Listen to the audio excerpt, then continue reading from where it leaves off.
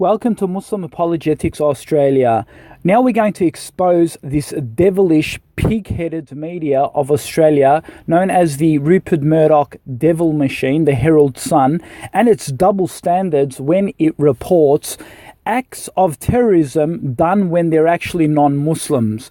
As you can see, a Christian priest, bishop, has been attacked, stabbed, and his throat was slashed by a white supremacist Christian who only wanted a white Christian priest to celebrate Mass. He did not want a Mass run by a dark complexion Christian priest who he actually thought was an Indian in the sense of being a Hindu or even a Muslim, according to the reports. And you can read the reports here below the screen. You can pause it and read it for yourself.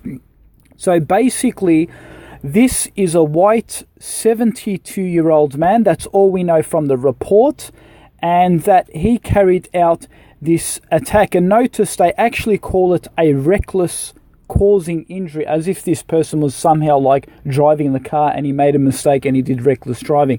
So notice the words they use. They don't even say he was radicalized. They don't even drop the name of the perpetrator who did this. I mean, if this was a Muslim, they would have put Bilal or Talal or Muhammad did this or did that. They don't even mention his name in the report. And what do they say? They say, oh, he is due to appear in Broadmeadows Magistrates Court in June to be charged. But nowhere does it say he'll be charged for terrorism, although it clearly has a terroristic motivation. His motivation was that it was a religiously inspired motivation because he was radicalized. He thought in his mind that you can only be a white Christian, and if you look anything other than a white person, then you're considered either a Hindu or a Muslim.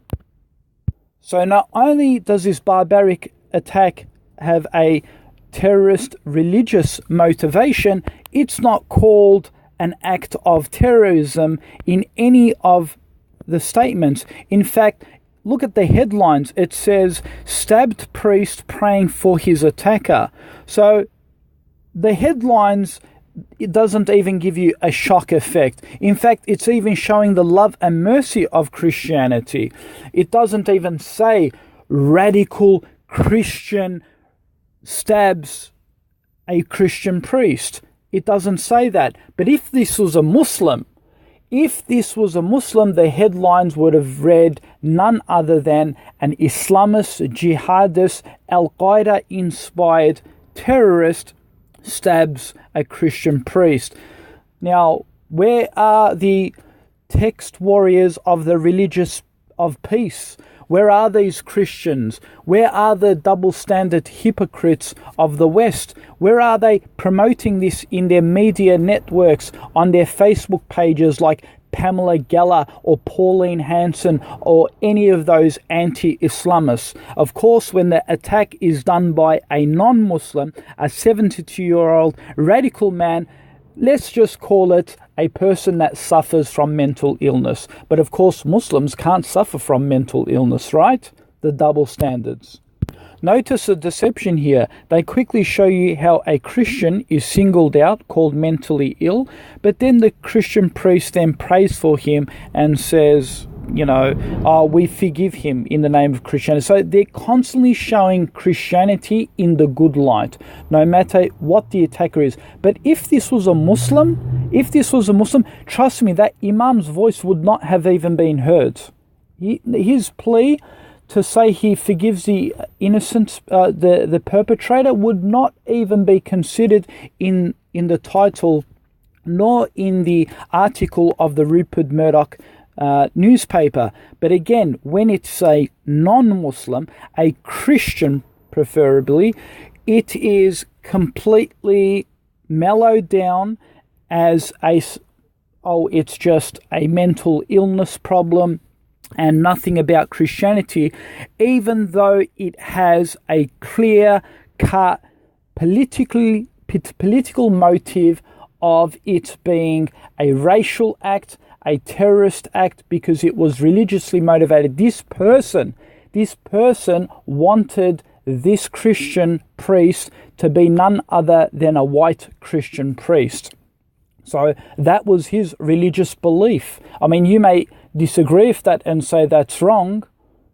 Well, this is what this Christian believes, that he believes that you have to be a Christian to become a priest, obviously, to preach Christianity. And he thought that this person was none other than a Christian. He thought he was someone else. He thought he was hiding as a Muslim or a Hindu preaching. So that clearly has a religious motivation, and that motivation is clearly religious, because he wanted that priest to be none other than a Christian.